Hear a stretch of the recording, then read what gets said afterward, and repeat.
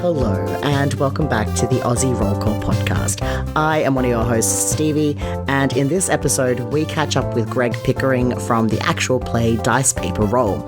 Now, for those of you who don't know, Dice Paper Roll is a Dungeons & Dragons comedy adventure that was created in Naarm, Melbourne in 2017 by 5 Australian mates who decided their tabletop shenanigans were too good not to share. Dice Paper Roll is an actual play podcast with over 200 episodes. We chat to Greg all about the Dice Paper Roll journey and tips for starting an actual play and so much more. We also share a Vox Pop from Conquest, news about the Tabletop Open Day in St Kilda, and where to get tickets for Chaosium Con Australia. You also have a chance to support the beloved Pause Menu, a board game and TTRPG cafe in Fitzroy, as they try and find a new home. Without further ado, let's get into that interview with Greg. Welcome back to the Aussie Roll Call podcast. My name is Stevie. I am one of your co-hosts, and I am here joined by another co-host, Dan. Hi. And our wonderful guest, Greg Pickering from Dice Paper Roll. Hello, great to be here. Thanks for having me. It is great to have you here. So, for those people who don't know who you are, can you give us the elevator pitch? Who is Greg Pickering and what is Dice Paper Roll? Yeah, nice. Who is Greg Pickering? Geez, elevator pitch for that. That's deep. I'm going to have to consult my therapist for that one. But who is... Don't build the Aussie Roll Call podcast. We are not live. Too late. 10 sessions. 10 sessions under They're not even covered by the government anymore, Greg. Come on. Crying out loud. No, Dice Paper Roll is an actual play podcast, a live RPG podcast. We play Dungeons & Dragons nominally.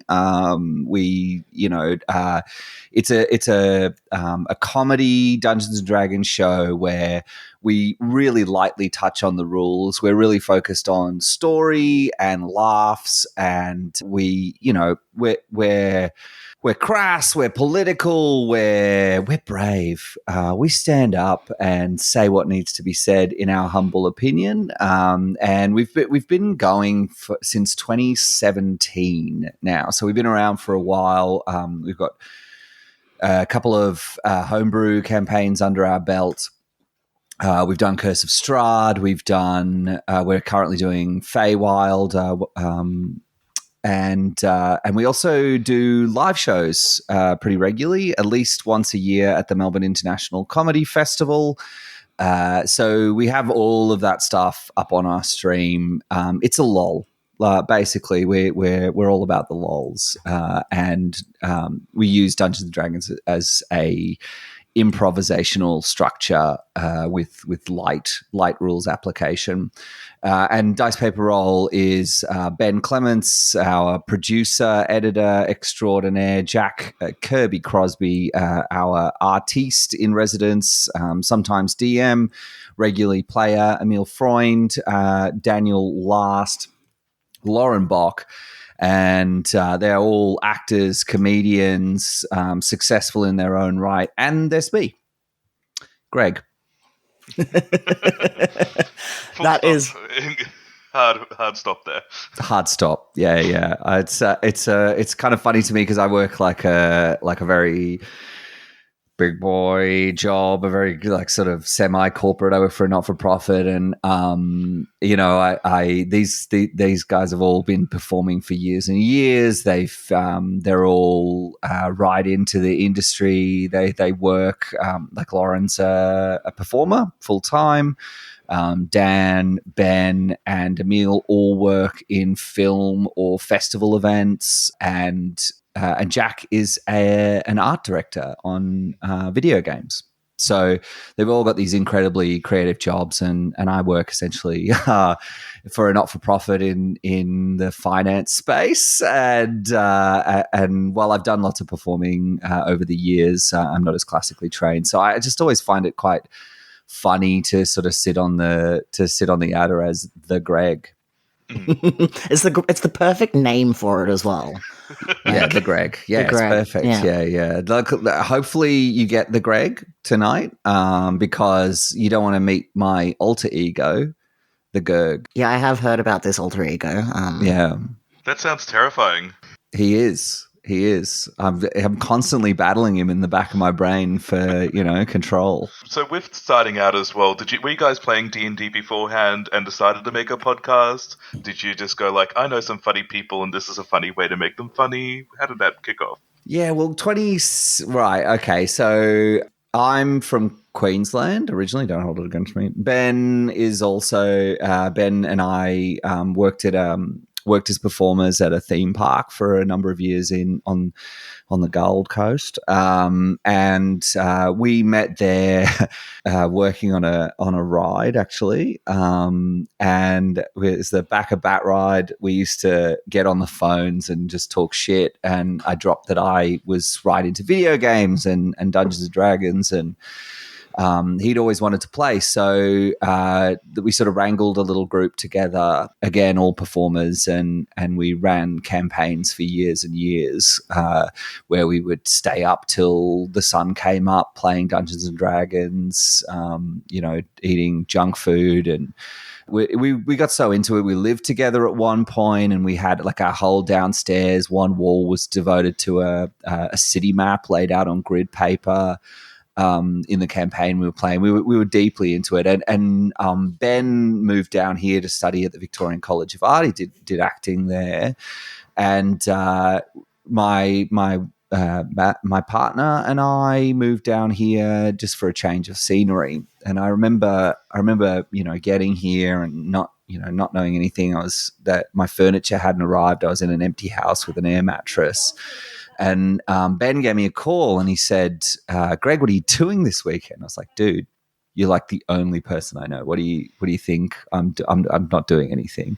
He's like, great, you're running a game of D&D for us. And I rocked up at his place, and this crew of people from uni were there, and we started playing campaign. It went for I homebrewed it.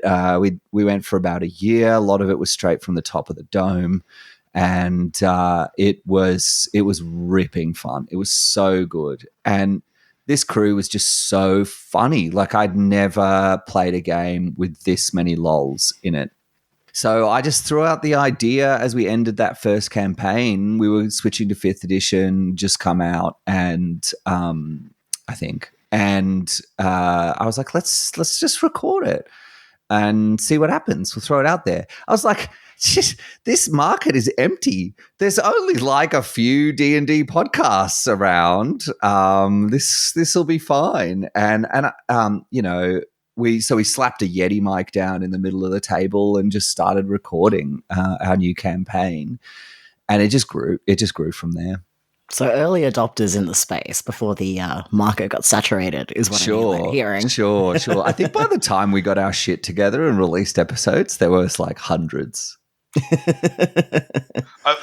scrolling through Spotify. The first episode is 2017, so I don't think we're quite in the hundreds range, but absolutely, starting to kick off. Yeah, it's been really wonderful to see the scene sort of grow and interact, and like the different areas in which we interact with other pods. It used to be Twitter, right? Like everyone was on Twitter. Every connection was through Twitter, obviously not anymore. For reasons. I don't know why. It's a mystery. No one knows entirely why. So, and let's face it, a lot of people do when they have campaigns, they're having fun with their friends. They think, we should record this and put this out there. Would you have advice for anyone looking to start their actual play and going on from there? Yeah, of course. Look, I think doing a Dungeons and Dragons show, I think you have to understand the commitment that it takes to do the show, because it's not just the play. It's like all the equipment and the investment monetarily.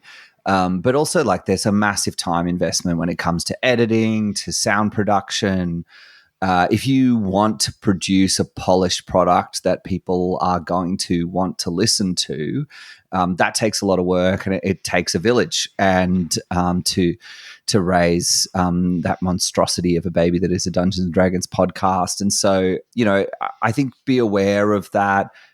You want to make sure that you're providing an offering that may like a bit of point of difference. Mm-hmm. And I would say if you're going to do it, put the money in early to get some decent mics and stuff. Like I said, we slapped the Yeti down, and one of our earliest episodes is punctuated by the sound of a Domino's delivery scooter riding past the window during like a very dramatic scene, which just cracked us all up. So I like, there's a lot of different products that you can use. Like I use like a very sturdy sort of mic setup. It's a Shure SM58. It's like the industry standard for live gigs. It's got great sound, but it's actually not a huge investment. But I would say, invest in the kit early, and don't do what we did. We recorded, I think, like 16 episodes before we started releasing.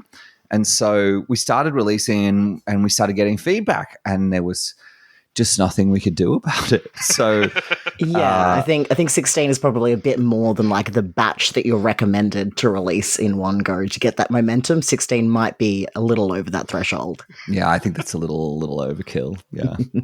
2 or 3 maybe. Yeah. So yeah, those would be my main tips. I think like make sure you've got a good crew, and that you know who they are, and that you understand the time commitment, and you understand who's going to put that time in.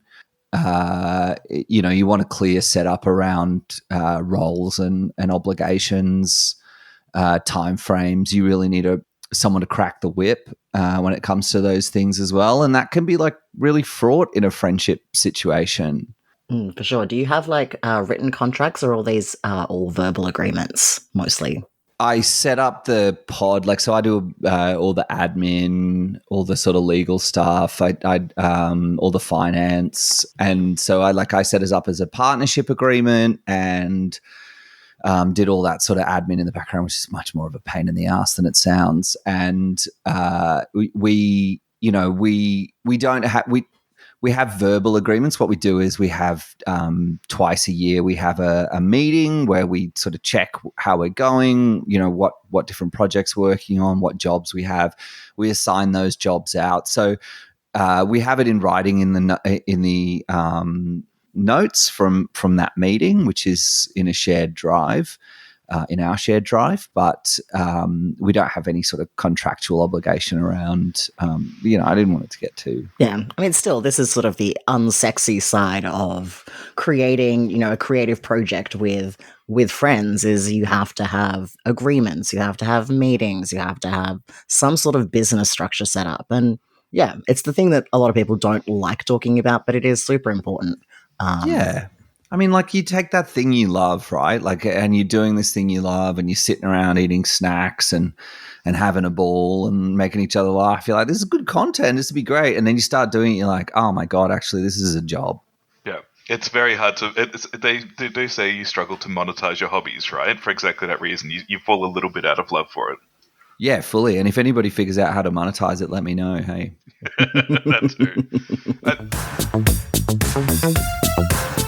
We're here at Conquest, and I am with the wonderful Helen from Joymon Studios. Hi. And we're going to do a Fast Five. So how's your con been so far, Helen? Oh my God, busy. Lots of friends, lots of chatting. My voice, I don't know how I keep getting it back every morning, but by the end of the day, it's just gone. But yeah, amazing. You have your voice now, which is what matters. So, what is your favorite tabletop snack? Ooh, oh no. Oh, I hate to be like Brennan Lee Mulligan about it and be like almonds, but no, not almonds. I reckon maybe, what was it? Mint sliced biscuits. Amazing. We have not had that one before. Now, what is your favorite dice? It can be either dice shape or dice set. Ooh, okay. I have a heavy set of metal dice I carry around me in my bag, which is less practical. But it is really nice to just whip out when somebody's like, oh, let's just roll the dice. I'm like, cool, I got us covered. And then it's just like, slam, which is quite fun in a percussive manner. Do you have a favorite dice size? They're so unpractical, but there's tiny ones that are really small. They're really dumb, and I love them. They're just tiny little babies. I don't have any, but I keep playing with my friends and being like, oh my gosh, tiny dice for ants. Amazing. Now, let's just say you have someone who is brand new to TTRPGs. What game would you introduce them to? I think I would like to introduce people to Dark Vigil, but I feel like everyone's gonna say Dark Vigil. But it's like so spooky ooky. So all my horror goth nerd friends would probably be like really down with all the horrible, scary things happening in it. All right, so you have your snacks, you have your dice, you have Dark Vigil, you're sitting down to play. What else do you have to have on the gaming table to make it an amazing experience? Ooh, I like setting up weird little curios. So I like some fidgets, even just objects that I like to fidget with. I like to have some candles to set the scene, even though everyone around me is like, fire, danger, fire, danger. I'm like, no, beautiful. Around my cramped table. And I like to just try to furnish the place up with objects that are significant to the game. So like, obviously Dark Vigil, maybe I'd find some little lamps. Maybe I'd have little candles to represent the lamps. Just, yeah, get it atmospheric as possible. Atmosphere, amazing. Now, let's just say you could have any kind of like companion, like a little animal, a minion, a robot, think sort of like a familiar from Dungeons and Dragons. What would yours be? What would Helen's be? My cat. She's a potato. She just slots into a bag and comes with me, so that's fine. Like, she attaches to me all the time anyway, so it's like I have my little emotional support potato, and honestly, I could just papoose her to my body and she'd be fine about it, so... Amazing. Well, thank you, Helen, and I hope you enjoy the rest of Conquest. Thank you. You too, Stevie. And aside from the podcast, you've also got the live shows. You got shows coming up at Comedy Festival. I'm very excited to see you guys perform. Yeah, nice. So this other side of that, what advice do you have for somebody who's looking to do a live show like that? Yeah, so we've got Dice Paper Roll and Friends. I think this is the 6th time we've done it at Comedy Festival, maybe 7th. I think we took two. I think it was 2 years where it didn't happen over COVID. So we've done Adelaide Fringe as well. We did a monthly show at Comedy Republic for a year. So when we first did it, there was like Dragon Friends were in Sydney, and they were pretty early on, I think. But there wasn't really much around. I was really lucky that a couple of the crew had done shows before.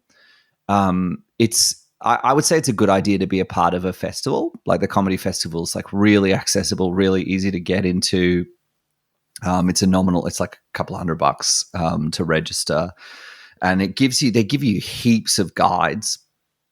At that time, we didn't know how many people we would get. We had no idea. So we found this little venue in the city, which is like Alice in Wonderland themed. It's called Storyville. And they had this amazing upstairs space, and we just went and hit them up, and we were the first comedy show they had up there, and it fit 40 people at a squeeze. And we've learned a lot of lessons along the way around that. It does take a lot of pre-work. Like I start prepping around sort of November for Comedy Festival. There's a lot of soul-crushing elements to it, like flyering or publicizing the show, social media, all that sort of jam. But it's surprisingly fulfilling to do it as a live show, and incredible to actually get live audience feedback.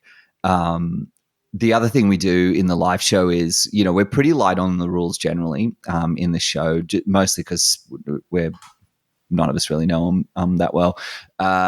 But I could 3.5. I'm your guy, right? 2nd edition, I could probably still rip some of that. But 5th, it's too many editions now. I get confused. Anyway, so we simplified even further over the years, because we found rolling dice, you can edit that down and all that sort of stuff. But doing that and looking up your sheet in front of a live audience is just death. So when we do a live show now, we just use D20s. We don't take character sheets. We know our characters. We might take a couple of spell cards if we're a spellcaster, and we just do like a roll to hit, high good, low bad.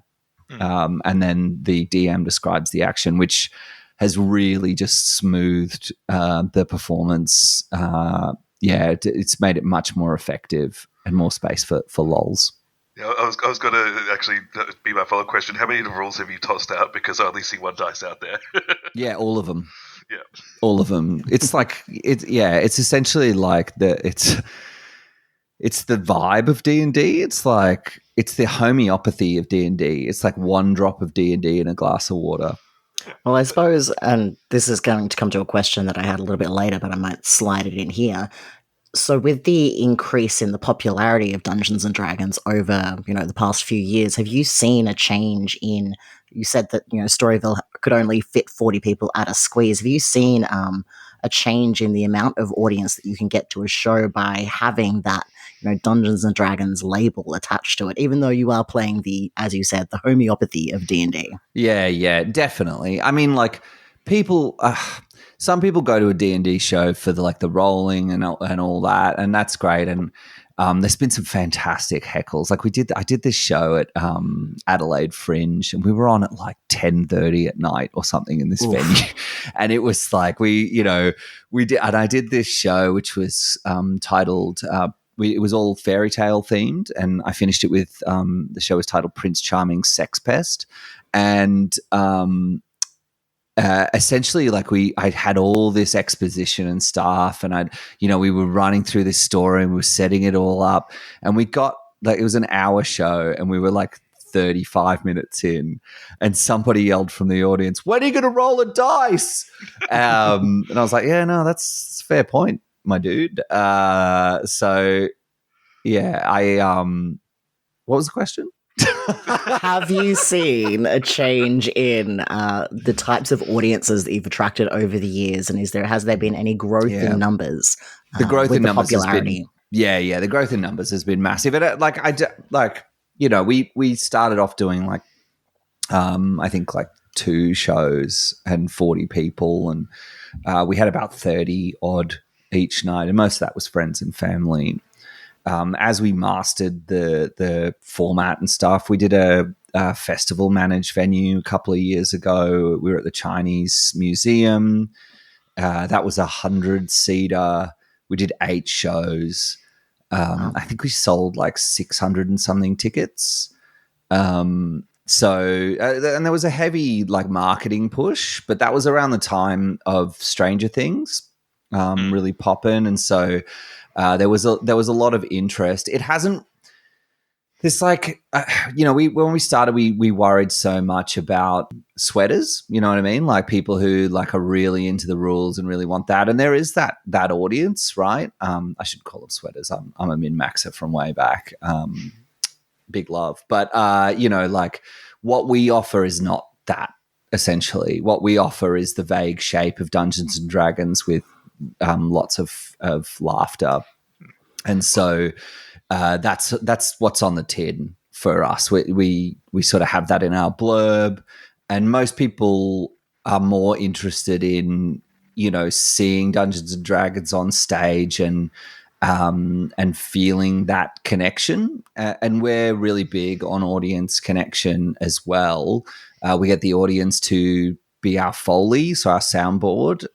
We get them to start off by providing a couple of sound effects, and then as we come back from our interval, we ask everyone in the audience, or we ask people in the audience about their characters, and they share. And it's what we found is it's just this really as you well know, and I think everyone finds this, as soon as you access the sort of the RPG community, it's such a beautiful group of people. It is such a welcoming community, and so kind and accepting, and that warmth is what's really important to us, and what's really important for us to capture in a show.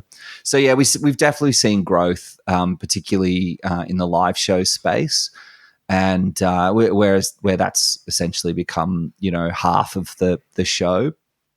And that's grown year on year. Like last year, we did a show, and I think the capacity was 60. We only did 4 shows, and they sold out before the first show, before we walked on stage. So yeah, it's been a massive growth, and it's become less of a niche thing where people are, like in my experience, less of a niche thing where people are looking for like hardline D&D, and more of an like something that people are interested in, or they like Game of Thrones or Wheel of Time, or like they're into video games or whatever, and this sort of ticks a lot of those boxes, or tickles a lot of those fancies, if you prefer. I am of the opinion that playing Dungeons and Dragons or any type of TTRPG is a very different art form than entertaining someone with a TTRPG focus. So when you're performing, it's different than actually sitting and playing. It's a different experience. And getting audience buy-in by doing things like getting them to do Foley and stuff, and like being and editing down the rules, I think is, a fantastic way to make sure that it keeps pace, that it doesn't get boring, that people who aren't as up on the rules or as interested in the rules don't get lost in the minutiae of some of these systems. So yeah, it sounds like you found a really great balance there. I totally agree. Like, it's not only Billy who loves D&D, but we want Billy's partner who's like just, begrudgingly made snacks for years to also have a good time. Yeah, for sure. The next question I'm going to split into 2. The general question is your favorite gaming-related memory, but can we split that into being on stage memory and then just a general anytime you've been playing a tabletop game memory? Yeah, okay. God. Favorite on stage memory. With the show, I think like the first time we played a sold out show, the first time we sold out a show and we had this like incredible vibe in the room, the laughter was bouncing off the walls. That was pretty special to me, just to have seen the growth of this little sort of project that was a labor of love, and to have that live feedback in a really real way, and to look out at that sea of faces, and it wasn't anyone we knew, it wasn't it was just like a straight sold out show, was pretty amazing. But I've performed to pretty large audiences in a number of contexts before, up to like sort of like 10,000 people at a time, and so there's something so special about such a large audience. And doing a PAX panel in front of a packed house is something extra as well. Humble brag. My favorite RPG memory is has got to be we in that campaign we did before we started recording. We went away to a holiday house in Mornington Peninsula for 3 days, and we essentially just played D&D the whole time. And we cooked and we feasted, and it was really an incredible time. I was the DM for that, and I think we were like I think it was like the end of day 2, and I'd run like combat after combat. It was like really like 3.5, like min maxing huge amounts of dice. Like we were high level. We were killing illithids left, right, and center. We were hunting an elder brain pre Baldur's Gate. I was cool before it was cool. I had the same thing happen to me, man. I was running a campaign, had illithids and elder brain as the main thing, and then Baldur's Gate came out, and I was like, God damn it! I was like, okay, you've listened. You got my notes anyway. No, and I'd been running out of like a notepad, and at the end of the day, Dan came over. He's like, man, you must have so many notes. And he looked at my book, and it was like, brain bad ? Combat. That was it. That was all that was on the page. I love it when you've got players that you can just sort of throw something at them, and then they will take it and play with it, and you don't have to have that many notes because you know that they're going to come up with ideas that you can then bounce off of. But yeah, no, that sounds like an absolutely fantastic weekend away. Playing with extroverts and performers, the problem now is not having enough content. The problem is keeping everyone on track and quiet enough for you to get your exposition out and move them along, because we just start going off on joke riffs left, right, and center. And with like our intros, started stretching out so long because we're making so many jokes that it's more about keeping us to a tight sort of time frame and on track with the story. That's the problem for us now. And just finally, what are your future plans at the moment? We're still in Feywild at the moment, and that's our online record. We've also got a homebrew campaign. We've done 2 sort of seasons of that, and we want to wrap that story. We stopped before COVID, and we were like, yeah, we'll get back to that anyway. So we're finally recording that in person, and we're intending on finishing that this year, and then releasing probably sometime late this year.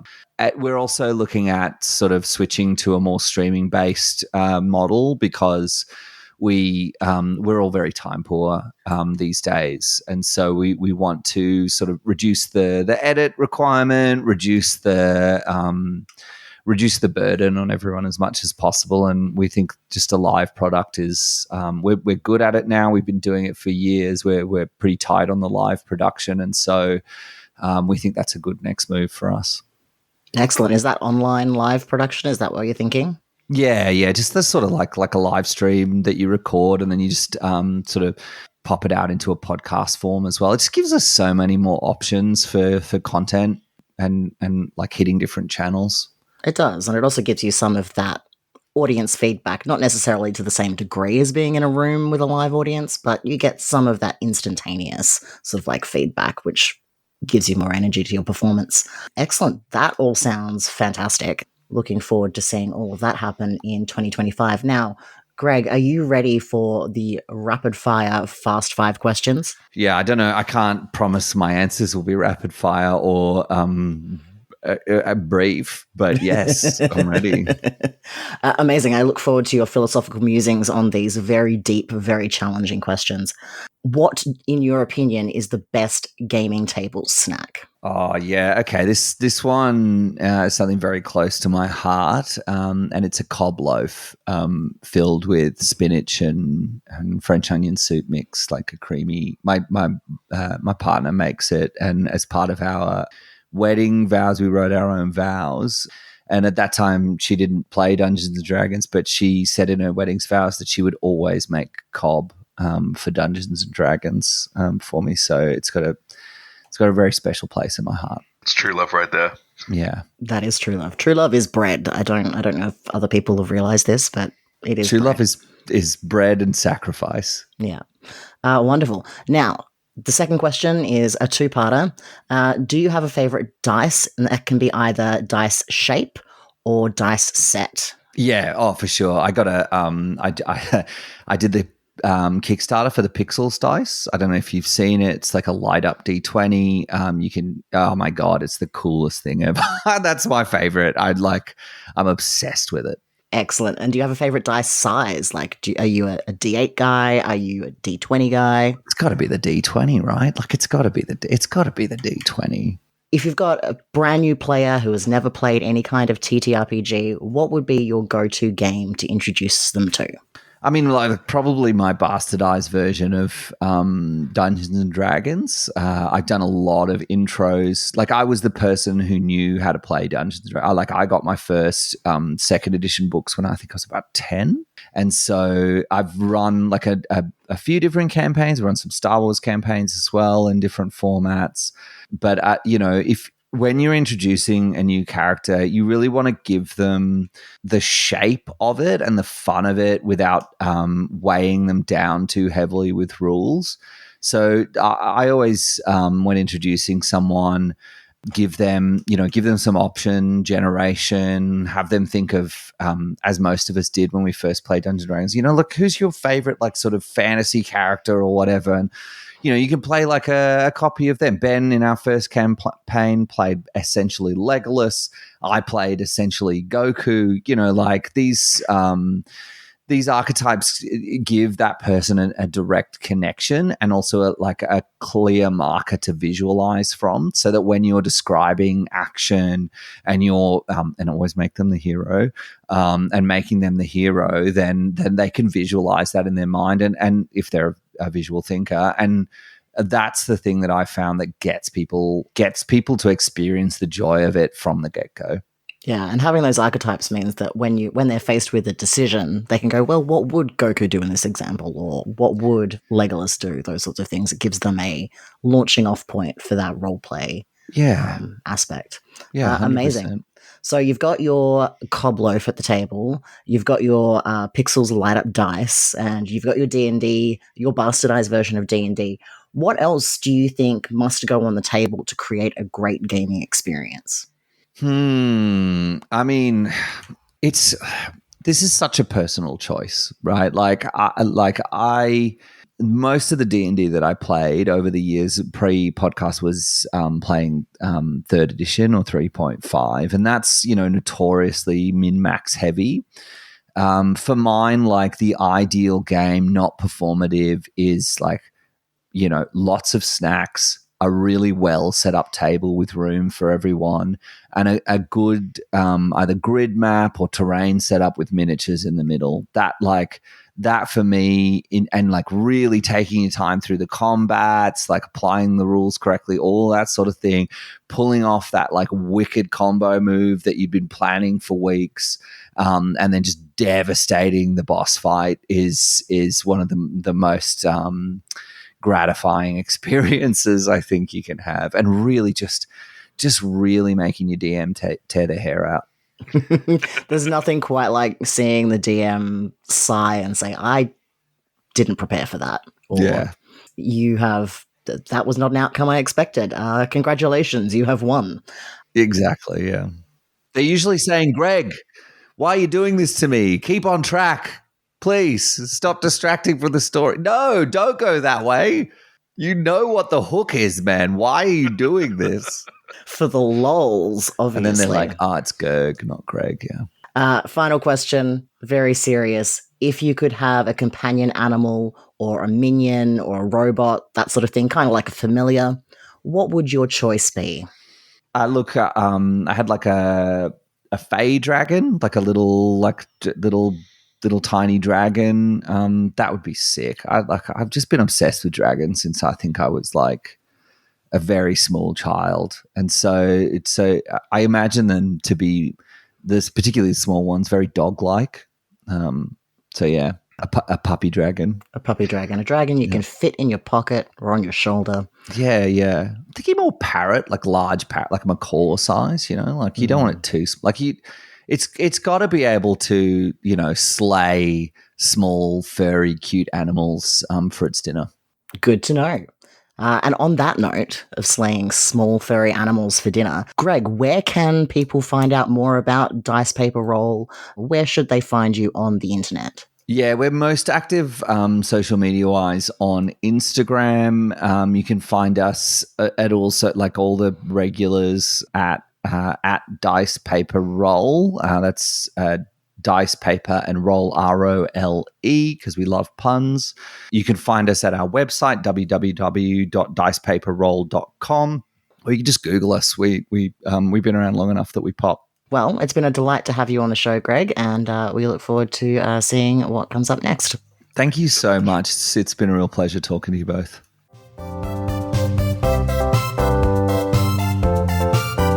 Now, let's get into some news.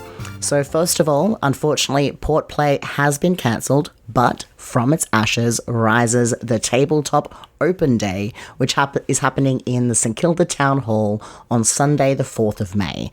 It opens at 11 a.m. and will run from 11 a.m. to 5 p.m. for the games and arts section, and then from 6:30 p.m. to 10:30 p.m. will be a Dark Vigil epic TTRPG. So if you want to get information on how to sign up for that, I will put a link to the webpage in the show notes. In other news, Chaosium Con is happening again this year in Australia, and badges are now on sale. So Chaosium Con is where all of the Chaosium games are being played, things like Call of Cthulhu, RuneQuest, etc. It is happening from the 27th to the 29th of June at the Moonee Valley Pond Racing Club. I will put a link to the post where you can find out where to buy badges for that in the show notes. And finally, in crowdfunding news, the beloved Pause Menu, which is a board game and TTRPG cafe in Fitzroy, Melbourne, is looking for a brand new home. And they need a little bit of funding in order to make that happen. So they've got a Kickstarter that is currently live. So head over there, check out some of the really cool benefits and perks that you get for backing them, and help them to find the best new home that they're able. And that's all I have for news this time.